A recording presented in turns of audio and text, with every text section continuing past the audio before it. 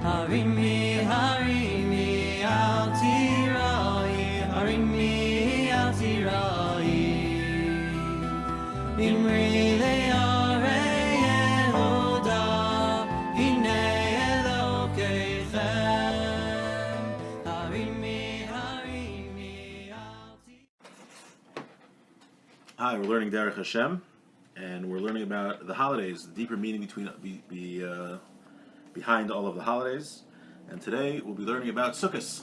Even though it might not be Sukkos time when you're listening to this, still worth it to learn about it. Still has ideas we can take with us throughout the year. Okay, we're on page 645 of the Naaman edition, which is part 4, chapter 8, number 2. Inyan HaSukkah v'halulavu, the idea of the Sukkah and the Lulav. Kihine, Anani HaKavod shehikav HaKadosh Baruch Hu es Yisrael, there were clouds of glory that surrounded the Jewish people when they were in the desert after leaving Egypt. Milvad ta'al tam begashmius shahayel sakech aleim ulahagin ba'adam. Besides the purpose they had in protecting the Jewish people physically, there was also a very important spiritual purpose to the clouds. V'hu k'moshe hananim hahem hayanim tzayim Yisrael muvdalim levadam unesuim min haaretz. The Jewish people found themselves separated from the world and uplifted upon the earth. That a certain spiritual light dwelled with them and enveloped them exclusively. Separated from all of the nations. And detached from this world. And above all the nations of the world. This happened at that time to the Jewish people. So the clouds of glory, in addition to protecting the Jews physically in the desert, also separated themselves spiritually from the nations of the world and elevated them to a certain spiritual level where they had a special divine spiritual light that dwelled with them. So that they could get the level that was befitting for them.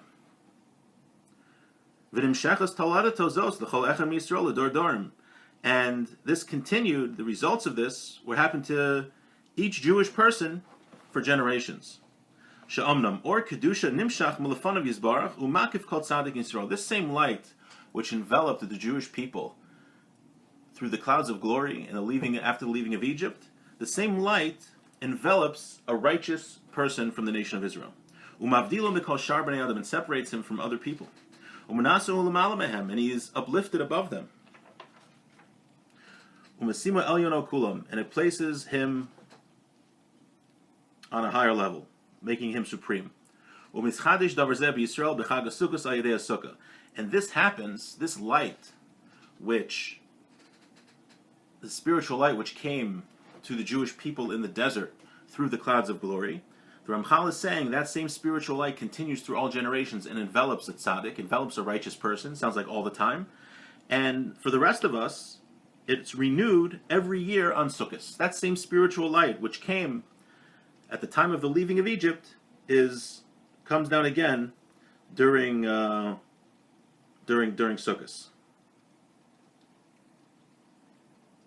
That's what Rabbi Naaman points out here, that the special holiness that a tzaddik, a righteous person, taps into throughout the year, a regular Jew can also tap into during Sukkos. V'or Hashem baruch hu meir al reisham, and the light of God shines on their heads, and crowns them. But ofen shetia emasam nofelas al kol evehem, that the fear of their enemies should fall upon them. Now this happens through the taking of the lulav and the esrog. When a Jewish person takes the lulav and the esrog, there's a certain spiritual crown that envelops a person, that the enemies of the Jewish people will fall. And this is what it says: the nations of the world will see that the name of God is called upon you, and they will be afraid of you.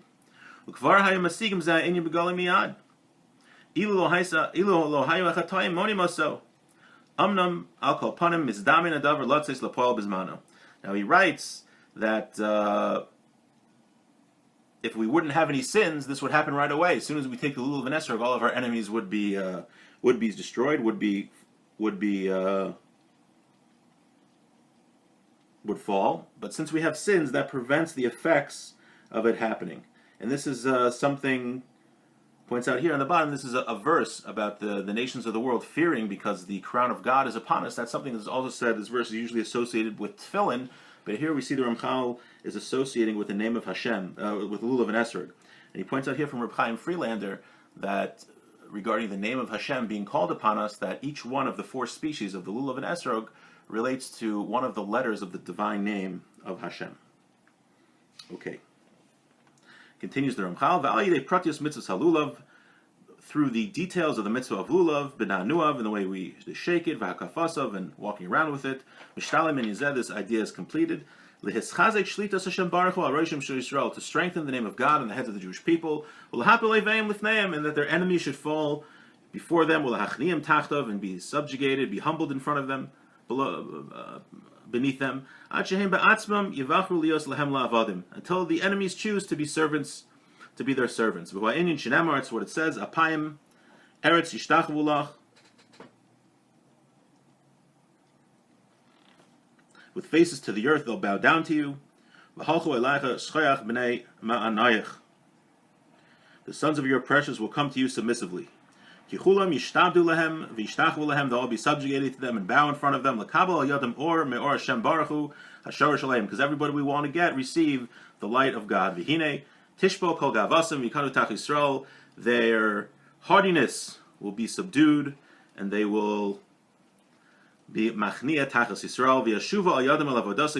And all of the peoples of the world will return to the service of God. When this has to do, there's all the details of the lulav, like we mentioned. So that is the idea of the sukkah in the lulav. So hopefully we'll listen to this again when Sukkos comes. Wishing everyone a great day.